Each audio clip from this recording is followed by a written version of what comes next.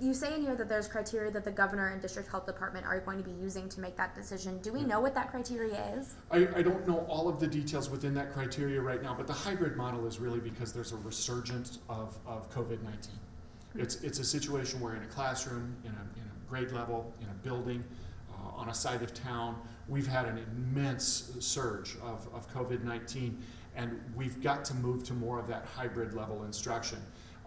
And typically the hybrid model that we will employ will be done in a way where kids are coming in for a very short period of time so that we can segregate them in even greater quantities in terms of the social distancing and deliver most of that instruction online.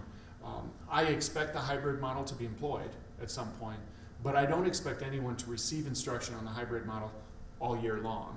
I think this is something we will use when we need to. I don't have all of the details on the scientific data that we'll use at that moment in time. I know what we would do if it were today, but we have about a month and a half to work this out, so we're going to use that time available to us. If there is an outbreak or there is confirmed cases on an A day or on a B day, but only that A day or B day, will the entire group need to be changed, or will it just be on that single day? Is there enough separation between the two groups of kids? I can't answer very specific questions today because we're going to deal with every situation the way we need to.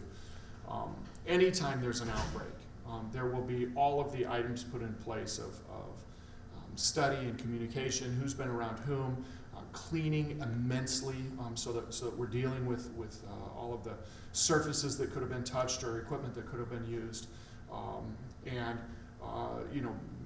It is really important that we're thorough in our communication.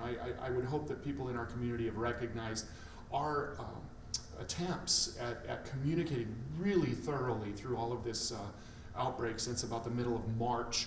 And I would hope they understand that's not going to slow down. We're going to continue to communicate. And so it's really hard to answer a very specific question right now if this scenario occurred because there are so many unknowns in any one. We've got great leaders here, whether those are teaching staff or custodial staff or nursing staff, counseling staff, food service staff, so on and so on, teaching staff, administrative staff. We've got good people that are doing the work they're doing because they live to serve. They live to serve the community and the students, and they're going to make great safety-based decisions for those kids. One of the really good things about the hybrid model is that key day of Wednesday. What happens on Wednesdays when there's no students? Yeah, it gives us the opportunity to connect with our staff and continue to prepare to deliver instruction in a different way. Certainly it's not something that we want to employ the hybrid model on a regular basis and for a long period of time because it just won't be as much student contact. And we need time with the students if we're going to move them forward academically. But it does give a little bit more time for staff member contact where we can do more to create those leadership decisions moving forward.